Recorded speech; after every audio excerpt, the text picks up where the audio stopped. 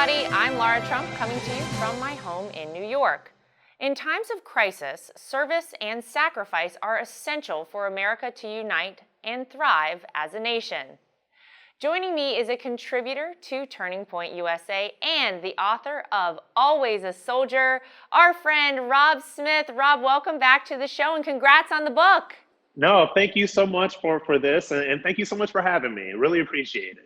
Yeah, well, we always love to get your thoughts on things, but I want to talk first about this book. You just launched your first book titled Always a Soldier, Service, Sacrifice, and Coming Out as America's Favorite Black Gay Republican. Absolutely love it. Tell us a little bit about the book. Yeah, so the book is, I like to describe it as Moonlight meets American Sniper, right? So it's it's good, right? See, it made you laugh. Yeah. It's an Iraq War memoir. So, people, if they don't know a little bit about my backstory, I was born and raised in Akron, Ohio, went to failing public schools, broken family, the whole 9 yards. Joined the military right out of high school at 17 years old, just to find some structure and focus and all that stuff. And so what this book is about is not only my experience in combat infantry basic training, but also my deployment to Iraq. And the biggest thing that I want to get out of this book, and as you know, I came out as a Black gay conservative a couple of years ago because I really want to bring America together, and I want to save both Black people and gays and lesbians from the clutches of the radical left that thinks that they own them.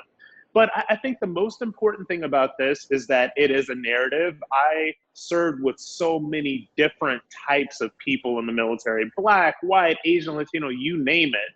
And what united us together was our service.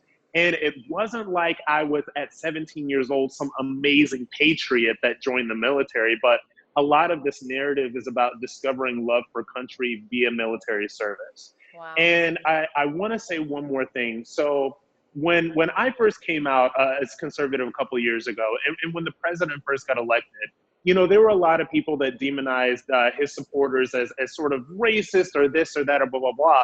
And I knew that that wasn't true because I served with the people that would be deemed quote unquote deplorables, right? People that would be Republican or Republican leaning.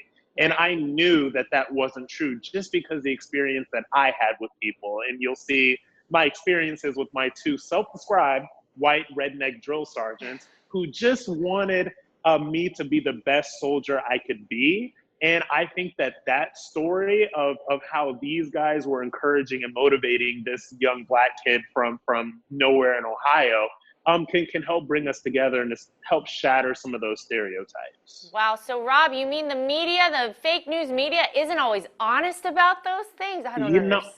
Shocking. We're breaking news here, Laura. We're breaking news. Well, honestly, look, your service needs to be acknowledged. Thank you for serving this country. Every person who does so is the reason that we have this great country. And I love the idea, by the way, that the service united you guys in combat. And I think that is a great message. And I hope people read your book and really become inspired by it, because I think what the president often says, Rob, is that we are all Americans. We should be united as one, no matter what we look like, no matter what religion we practice, no matter, anything else. At the end of the day, we are all Americans. And I think it's really great that that's sort of part of the message of your book, and especially, by the way, at a time like right now, I want to ask you, as someone who has served, how do you think service and sacrifice can get us through today's crises in America?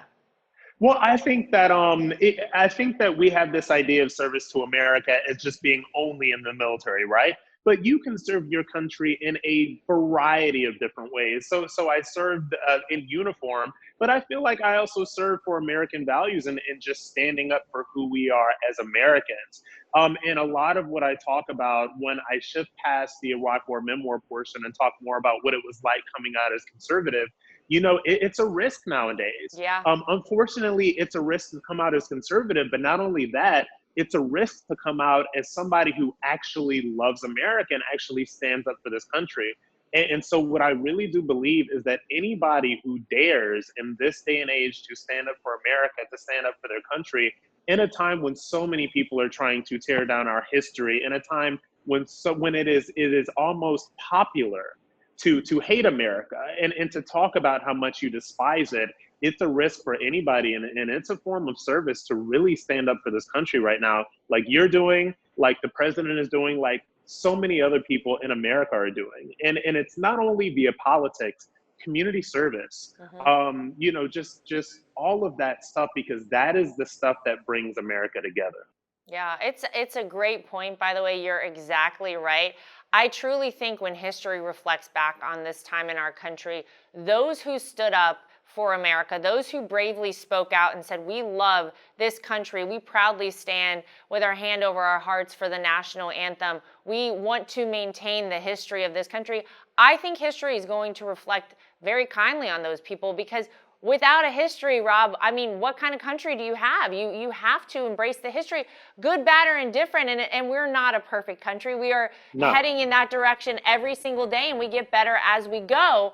But to completely, like, you know, throw it by the wayside and say we're going to erase it, we're going to tear everything down and start from scratch, that doesn't work, and it's not how it should work. So I think you're exactly right. I think people need to be brave. They need to speak up and speak out and support this country and talk about how proud they are to be an American. And especially right now, as violence continues in major American cities, we all see on the news every night, Rob, what has been going on out there.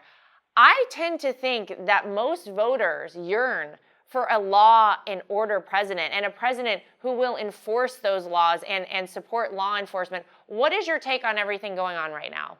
You know, look, my take on everything that's going on right now, and I talk about this a little bit when I get into kind of the political commentary aspect of the book. So you have a lot of people right now that are being manipulated by the left and their vast forces, right? So you have people that are manipulated by journalists in the media. You have people that are manipulated by entertainment figures. And I see it all the time. So I'm based in Florida right now, and I'm kind of back and forth between Florida and a couple other places.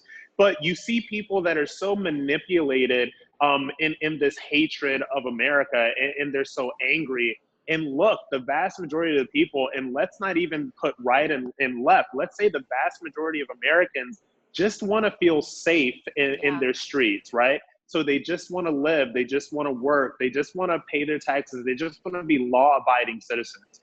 And the scary thing right now is that you have so many people on the left that are basically unleashing these social media fueled hordes onto the streets to basically cause chaos.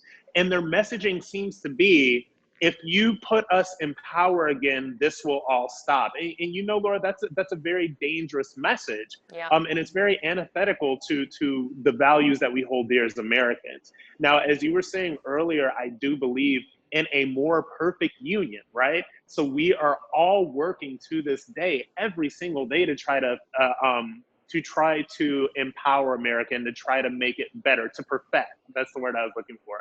To perfect America. And we continue to do that. And we do not do that by destroying it. We do not do that by tearing things down and encouraging people to forget and erase our history, good, bad, or ugly. Mm-hmm. Yep, you learn from history, you learn from the mistakes made by previous generations and you know, our founders.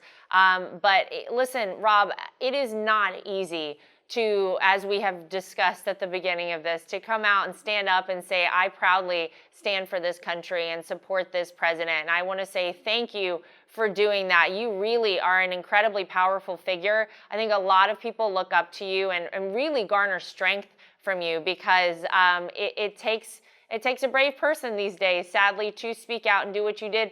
And your book is amazing, and I hope everybody reads it. It's such an empowering thing, especially for right now, I think, for us to hear from somebody like you and your experiences. So as always, we appreciate everything you do, and thank you so much for being with us. This was wonderful. Thank you so much for having me, and ask me back anytime. Awesome.